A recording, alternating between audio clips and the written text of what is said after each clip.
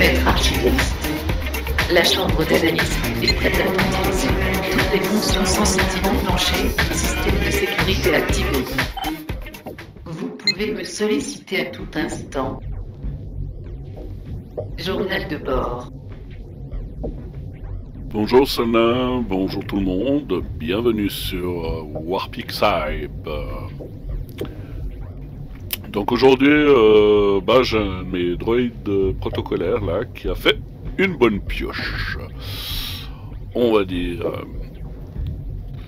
vers les années 80, il y avait des jouets qui étaient des jouets, comme on a vu un peu T-Cast de Super Sensei ou Sensei, mais il n'y avait pas encore, en fait, c'était plutôt, on va dire, des jouets modulables, avec des missiles qui partent, ou, je sais pas, des pièces qui se bougent, mais il n'y avait pas réellement d'objets, de jouets où ils étaient réellement transformables. Et complètement transformables, ça n'existait pas. En fait, c'était des pièces qui partaient, des petits vaisseaux, des petits trucs. Mais il n'y avait pas complètement de jouets transformables vers le début des années 80. Oui, car en fait, les Transformers ont été... ça a débuté en 1984. Mais donc, entre les années 82 et 83, il y a eu, j'ai vu dans une vitrine quelque chose d'extraordinaire. C'était un avion, un robot qui se transformait en avion. Et c'est la première fois que je voyais ça et j'arrivais même pas, en fait, à comprendre qu'on arrivait à faire un robot avec un avion, etc. L'avion n'était pas, bien sûr, strictement identique au réel, mais on va dire, dans la forme, c'était quelque chose de magique, d'extraordinaire à l'époque. Mais vous pensez bien que j'avais beau baver devant cette vitrine, j'ai jamais eu ce robot transformable en avion. En plus, il était énorme, quoi, quand j'étais petit. Pour moi, c'était un truc, je crois qu'il faisait 23, 30 cm. Donc, c'est une belle bête, on va dire. Et à l'époque, c'était un prix indécent et je ne pouvais absolument pas l'avoir. Par contre, j'ai eu quelques années après une version en fait aussi de Macross, mais c'était une version complètement plastique. Donc il n'y avait plus du tout du die-cast dedans, donc ça coûtait moins cher. Donc c'est pour ça que j'avais eu cette version. C'était l'Orguste Orgoïde, qui était en plus assez spécial parce que à la fin, on savait pas. En fait, il fallait connaître le manga pour savoir à peu près ce que ça représentait comme vaisseau, comme tank ou quoi que ce soit. Donc c'était assez spécial comme vaisseau, mais je l'adorais ce vaisseau en plastique. J'ai joué avec son bouclier et puis son canon intégré, là les deux. J'adorais et puis son casque là qui se refermait, j'adorais vraiment ce robot. Mais au final, il donnait pas vraiment un aspect Transformer en quelque chose ou en autre véhicule. Mais j'ai beaucoup aimé cette version. Et entre autres, après la disparition en fait du constructeur du Valkyrie, Takatoku, en fait c'est Hasbro qui a racheté les droits pour faire en fait Jetfire chez Hasbro comme Transformer en fait. Et je me promenais vers ces années dans un grand magasin. C'était vers les années 82, je pense, 3, où en fait je suis tombé sur une version maquette, donc de robots de Macross, où j'ai tout de suite accroché, parce que j'aimais bien en fait ce style, et j'ai acheté. Parce que c'était pas cher, surtout, c'était que du plastique, et c'était à l'échelle 100, donc super. Sana, tu peux me trouver des informations sur le sujet d'archives, merci. Opération en cours. Veuillez patienter. Historique et utilisation de l'objet en cours. Ok, donc année 82, les kits missiles Phalanx, première diffusion du Super Dimension Space Fortress Macross. D'accord, donc tous les kits Macross à l'échelle 100 étaient répartis en deux fabricants de kits, Harry et Imei. Il paraît qu'Imei, apparemment, a un plus joli détail, on va dire. Et cela tombe bien puisque c'est justement la boîte de 1982 que je vous présente aujourd'hui comme archive. Salna 9000, tu peux me faire un archivage visuel et vocal, merci. Archivage visuel et vocal en cours. Analyse du design global en cours. Ok, donc une jolie boîte, toute bien avec un joli petit dessin manga dessus. Bon robot, ça attache, ça attire l'œil. Macross, donc Macross c'est une manga assez ancienne. Voilà, là c'est 110, ouais, machin, 110 code, plastique. Ok, Destroy the Phalanx, qui est dans la série manga. Ouais, c'est très joli, la peinture, c'est des peintures à l'huile à l'époque qu'ils utilisaient. Très joli. Avec le tampon, oui, c'est vrai, c'est bien chez nous, c'est pas du chinois. Donc là, on a le Forteresse Macross, en gros, qu'on voit. C'est la grande forteresse de protection. Et le Valkyrie, hein, super connu, donc ça c'est un des plus beaux, l'une des plus belles pièces, je crois, transformables qui existent au monde de la galaxie. Donc voilà, Macross Destroy Phalanx, le numéro 23.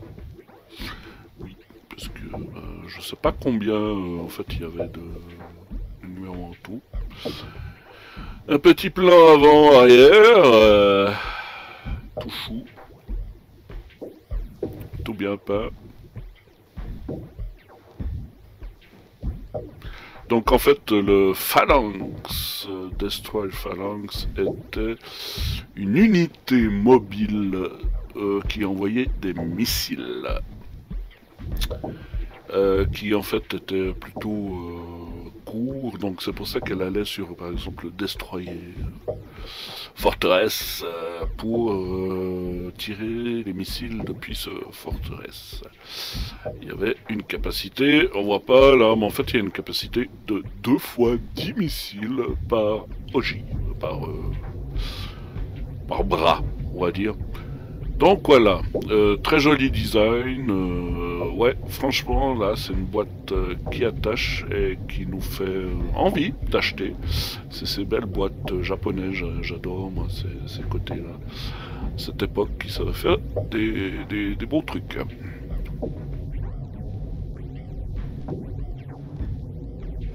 Donc, pour les plus curieux, on va regarder un peu l'intérieur de cette boîte. Si j'arrive à ouvrir, voilà. Donc, des fascicules et notices obligatoires. Très bien faites. Ça c'est apparemment pour les couleurs. Avec les...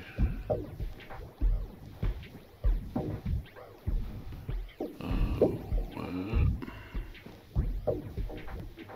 Donc c'est des maquettes 100, c'est des petites maquettes Il n'y a pas beaucoup de pièces.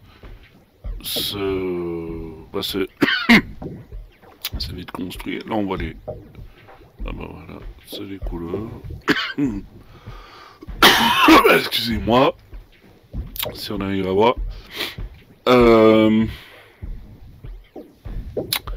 Ouais, c'est des petites... Ah, il y a les décalques aussi. Ouais. Les décalques. Là, on a la construction, je pense. L'autre, c'était plutôt décalque. Voilà, avec les petites pièces. Bah voilà quoi, il n'y a pas énormément de pièces à l'intérieur. C'est sûr. Ouais, ils s'en avaient quand même pas mal dans le même style, hein, avec pas mal de maquettes. Ça c'est... Ouais, ça c'est pour coller ça en plusieurs langues. Pour coller les indications en fait à voir. C'est vachement bien fait. Entre autres. Et là c'est les couleurs. Ouais, black, machin. Ouais. Toutes les couleurs. C'est sympa. C'est bien fait, hein, japonaise, hein, ça ressemble un peu à du Tamiya, on va dire. Voilà, la planche des calques, qui est la même en fait dans la boîte Harry que dans la boîte Imei. Voilà. Et voilà. Tout simple, là. Ah bah, il est marqué Imei derrière. Le logo. Ok. Donc on va regarder les plaquettes de pièces. Les plaques de pièces, donc c'est petit, c'est du 100, donc c'est facile à construire, c'est peut-être plus dur à peindre, on va dire, mais voilà quoi, ça reste tout chou tout petit. Alors je crois que la version Harry est un tout petit peu plus... en fait elle est moulée, je crois que la couleur est un tout petit peu plus brun foncé. Ah, il y a eu un trou. C'est pour ça que j'entends les pièces se trimballer. Alors il y a eu des personnes qui ont eu des problèmes, qui ont eu tout d'un coup des moules. Ah ben voilà, là on voit des ogives missiles là, qui sont sorties. J'espère pas qu'il y a d'autres pièces qui sont perdues, parce que je sais qu'il y a des gens qui ont dû refaire un moulage.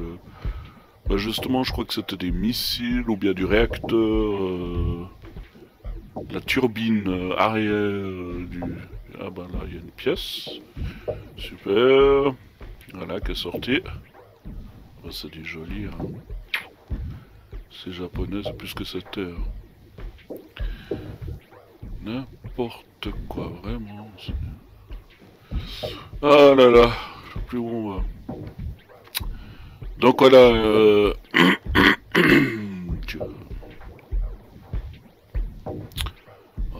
celui-là, je vais la remettre un peu dedans, on verra. Donc voilà, c'est des petites pièces, on verra un peu dans l'analyse, ça vous donnera un peu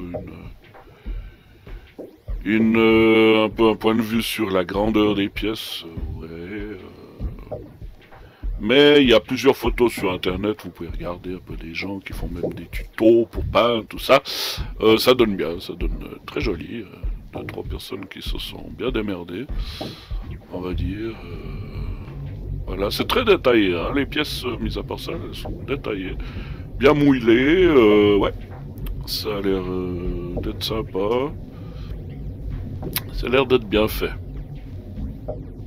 Alors c'est vrai que en général dans ce magasin, j'achetais plutôt des maquettes Tamiya 1,20 4 et bah là je me suis dit bon bah voilà quoi, c'est un robot tout de suite ça. Là je bave devant donc tout de suite en général je prends et je voulais tester quand même à cette échelle un 100, ce qui m'avait pas donné beaucoup de... Voilà quoi, c'était facile quoi, franchement. C'était sympa, facile à faire, ça me changeait du A24. Juste pour la peinture, à cette époque j'étais pas très doué, on va dire. Par rapport à maintenant où je connais quand même, j'ai un petit peu plus de recul là-dessus. Donc voilà, mais sinon, très belle boîte. Salna, tu peux me faire les cotations? Merci. Mesure des cotations en cours.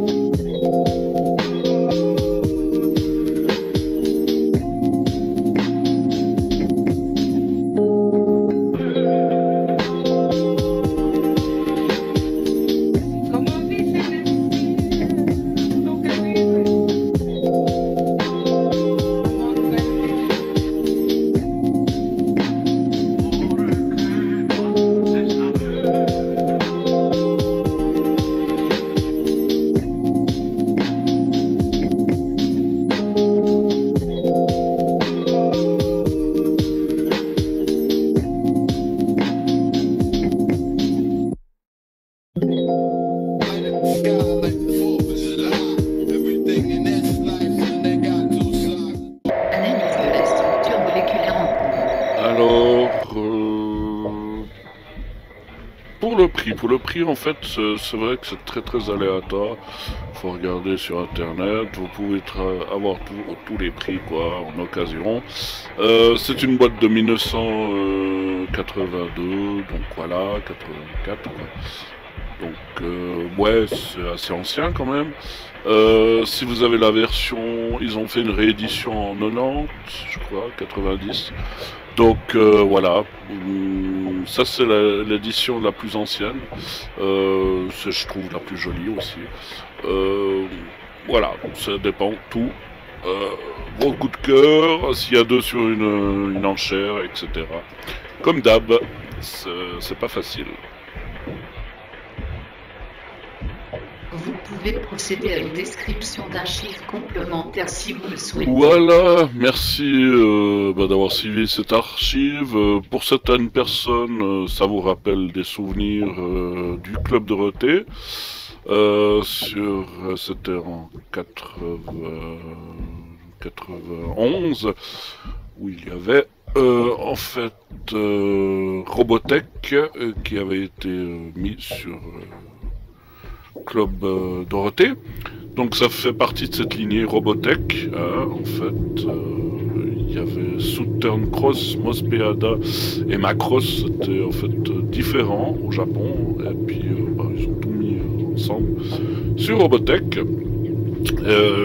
Et voilà, donc ça a tout été mis sur Club Dorothée ensemble. Pourtant je crois que c'est des années différentes en fait sur la manga originale, etc. Et puis voilà, j'espère que ça vous a plu, ça vous fait rentrer un peu dans un univers de robots et de figurines différentes de ce que je vous ai montré pour l'instant.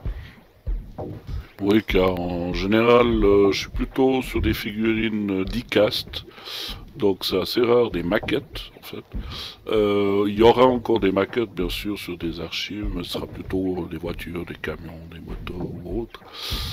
Mais là, c'est vrai que des maquettes de robots, pas beaucoup.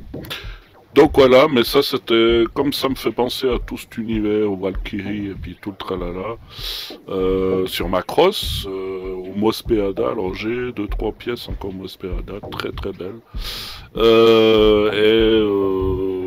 ouais, ce sera différent, ce sera du die-cast quoi, donc avec plutôt des parties lourdes, donc en métal moulé, comme je les aime en général. Puis là, ça change un peu. Mais voilà. Alors je vous laisse, et puis sinon, une prochaine quoi. Ciao. Sanna Archivage nous visuel fait et passer en vocal en warp. cours. Merci. Veuillez patienter. Analyse terminée. Archivage dans base de données effectuée. Procédure de diminution du temps en cours. Veuillez patienter. Dilatation